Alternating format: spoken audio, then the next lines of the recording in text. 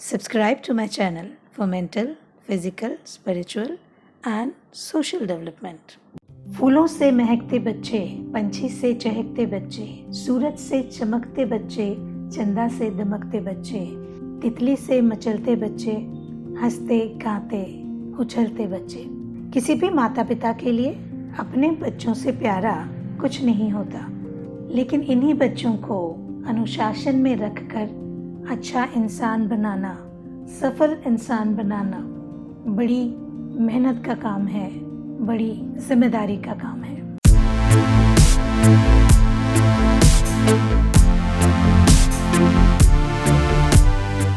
Power of self discipline के अध्याय 19 में आज बात करेंगे आत्म अनुशासन और बच्चों के बारे में।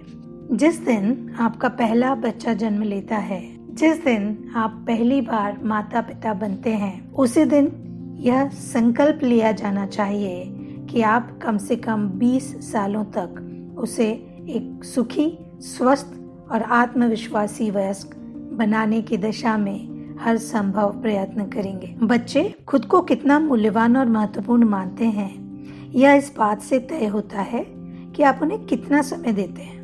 वे अपने आत्मसम्मान और आत्म महत्व का आकलन भी इस आधार पर करते हैं कि उनके जीवन में सबसे महत्वपूर्ण लोग बचपन में उनके साथ कितना समय गुजारते हैं। समय का कोई विकल्प नहीं होता साथियों, और एक बार गुजर जाने के बाद इसे लौटाया नहीं जा सकता। अधिकांश माता पिता इसी बात पर सबसे ज्यादा पछताते हैं कि जब मेरा बच्चा छोटा था तब मैंने उसके साथ ज्यादा समय नहीं बिताया। आप ये गलती ना करें, और जब भी आप माता पिता बनने की तैयारी करें तो ये तय करें कि यदि आपके पास उस बच्चे के लिए समय है तो ही आप माता पिता बने। ब्रायन ट्रेसी इस अध्याय में अपने एक मित्र के अनुभव के बारे में बताते हैं। वे बताते हैं कि कुछ वर्ष पहले मेरे एक दोस्त ने विवाह किया। वो बहुत उत्साही गोल्फ खिलाड़ी था और नियम से सप्ताह में 5 बार गोल्फ खेलता था। जब जाड़ों में स्थानीय गोल्फ कोर्स बर्फ से ढक जाते थे तो वो गोल्फ खेलने के लिए दक्षिण दिशा की ओर चला जाता था। विवाह के 4 साल में जब उसके बच्चे हो गए तब भी वह सप्ताह में कई बार गोल्फ खेलने का प्रयास करता था। वो अपने बिजनेस में से समय निकालकर खेलने चला जाता था और वीकेंड्स पर भी खेलता था। अंततः एक दिन उसकी पत्नी ने उसे चेतावनी दी कि वो अपने छोटे छोटे बच्चों के साथ पर्याप्त समय नहीं बिता रहा। गोल्फ में उसके कई घंटे जा रहे थे जिन्हें वह पत्नी और बच्चों के साथ घर पर सादा अच्छे तरीके से बिता सकता था, खास तौर पर बच्चों के सबसे संवेदनशील वर्षों में। इस बात से मेरे मित्र को अचानक एहसास हुआ कि अब उसका जीवन बदल गया है। वो जो चीजें कुंवारेपन में कर सकता था वे अब संभव नहीं है, क्योंकि अब वह छोटे छोटे बच्चों का पिता है। बहुत जिम्मेदार और आत्म अनुशासित होने के कारण उसने तत्काल अपने गोल्फ के समय में से कटौती कर दी और हर सप्ताह केवल एक बार खेलने जाने लगा।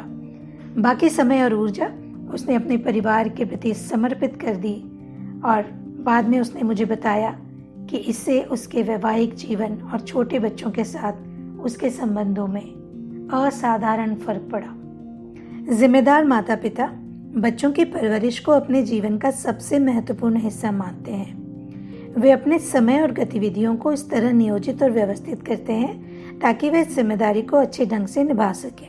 जब आप विवाहित नहीं होते हैं या जब आप माता पिता नहीं होते हैं, आप तूफान मचा सकते हैं, अपनी भावनाएं खुलकर व्यक्त कर सकते हैं, गुस्सा हो सकते हैं और अपने मूल व्यक्तित्व को प्रदर्शित कर सकते हैं। लेकिन संतान होने के बाद आपको खुद पर ज्यादा अनुशासन और नियंत्रण रखने की जरूरत होती है। बच्चे अपने शुरुआती वर्षों में माता पिता की प्रतिक्रिया के बारे में बहुत संवेदनशील होते हैं। वे अपने माता पिता के हर शब्द और प्रतिक्रिया को देखते हैं, उनके शब्दों और कार्यों को अपने विश्व दृष्टिकोण और आत्म छवि में शामिल कर लेते हैं। आप अपने बच्चों को जो सबसे बड़ा उपहार दे सकते हैं वह है उन्हें यह बताना कि आप उन्हें बहुत प्रेम करते हैं और उनके प्रति आपका प्रेम कभी कम नहीं होगा, चाहे जो हो जाए। बच्चों के लिए इससे बड़ा कोई वरदान नहीं है कि उन्हें इस बात पर पूरा विश्वास हो कि उनके जीवन के सबसे महत्वपूर्ण व्यक्ति उनके माता पिता उनसे पूरी तरह प्रेम करते हैं और उन्हें पूरी तरह स्वीकार करते हैं। इससे कोई फर्क नहीं पड़ता कि वे क्या करते हैं या कितनी गलतियां करते हैं। जब भी बच्चे गलतियां करें तो उनके साथ पेश आने का सबसे दयालुतापूर्ण तरीका है शांति और करुणा से व्यवहार करना और उस समस्या या मुश्किल में शामिल सबक सीखने में उनकी सहायता करना। सच्चाई यह है कि हर बच्चा संसार के बाकी लोगों से अलग और अनूठा होता है। हर बच्चा अपने अनूठे स्वभाव, व्यक्तित्व और भिन्न रुचियों व गतिविधियों के प्रति नैसर्गिक रुझान लेकर इस संसार में आता है। आप चाहे उनके लिए उनके साथ जो भी करें, उनकी अपनी एक विशेष तकदीर होती है। वे एक विशेष व्यक्तित्व के साथ बड़े हो रहे हैं और वे विशेष लोगों तथा गतिविधियों के प्रति आकर्षित होंगे। आपका मुख्य काम एक ऐसा माहौल बनाना है जिसमें वे इतने सुरक्षित और आत्मविश्वासी रह सकें कि अपनी आंतरिक प्रेरणा और व्यक्तिगत रुझानों का अनुसरण कर सकें। माता पिता के रूप में सबसे महत्वपूर्ण जिम्मेदारी है अपने बच्चों को जीवन मूल्य सिखाना, खास तौर पर आत्म अनुशासन का जीवन मूल्य। माता पिता की यह बहुत ही आम इच्छा होती है कि बच्चों को आत्म उत्तरदायित्व और आत्म नियंत्रण की परवरिश दी जाए। माता पिता चाहते हैं कि उनके बच्चे में आत्म अनुशासन हो, वे आत्म विजय और आत्म दमन का अभ्यास करें और उनमें विलंब से संतुष्टि पाने की क्षमता हो। अल्बर्ट श्वेट्जर ने एक बार लिखा था, मनुष्यों को उदाहरण की पाठशाला में ही सिखाना पड़ता है क्योंकि वे किसी दूसरी पाठशाला में कुछ नहीं सीखते। बच्चों के बड़े होते वक्त आप उनके सामने जो मिसाल पेश करते हैं उनका उन पर बहुत गहरा प्रभाव होता है।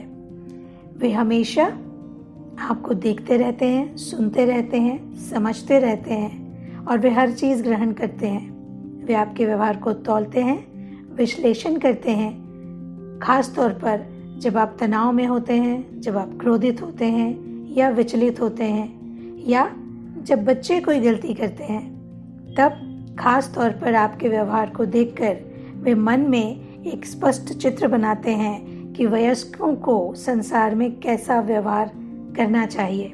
आपका उदाहरण ही उन्हें बताता है कि वयस्क लोग विभिन्न परिस्थितियों में कैसे काम करते हैं। कुछ समय पहले हुए एक अध्ययन में शोधकर्ताओं ने यह निष्कर्ष निकाला कि बच्चे संसार के बारे में अपने विचार इस आधार पर तय करते हैं कि उनकी माँ दैनिक जीवन की उथल पुथल से कैसे निपटती है। यदि उनकी माँ शांत, आरामदेह और नियंत्रण में दिखती है तो बच्चे मान लेते हैं कि यह एक तार्किक संसार है। ऐसे में इस बात की संभावना होती है कि वे भी शांति और आत्मनियंत्रण का अभ्यास करेंगे। लेकिन यदि उनकी माँ ढेर सारे कामों और समय की कमी को लेकर कुंठित, नाराज या परेशान रहती है तो बच्चे इस विश्व दृष्टिकोण को सीख लेते हैं कि जीवन तनावपूर्ण और दुविधापूर्ण है। ब्रायन अपने अनुभवों को बताते हैं और वो कहते हैं कि एक दिन मेरी पत्नी और मैं बच्चों की परवरिश पर एक पुस्तक पढ़ रहे थे। उसमें हमने एक सवाल देखा कि यदि आपके बच्चे झूठ बोलते हैं तो उन्हें सच बोलने से डराने के लिए जिम्मेदार आप हैं। इससे हमारी आंखें सचमुच खुल गई। हम तुरंत अपने बच्चों के साथ बैठे और हमने उनसे कहा, आगे से हमेशा सच बोलो। हम तुमसे वादा करते हैं कि सच बोलने पर तुम कभी मुश्किल में नहीं पड़ोगे।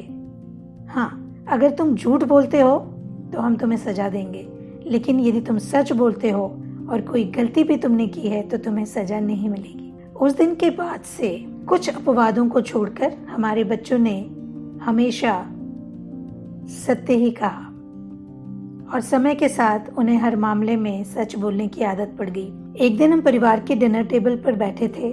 हमारे एक बच्चे ने हमें बताया उसका दोस्त कोई गलत चीज करने की योजना बना रहा था और उसने हमारे बेटे से कहा कि वह उस बारे में हमसे झूठ कहे।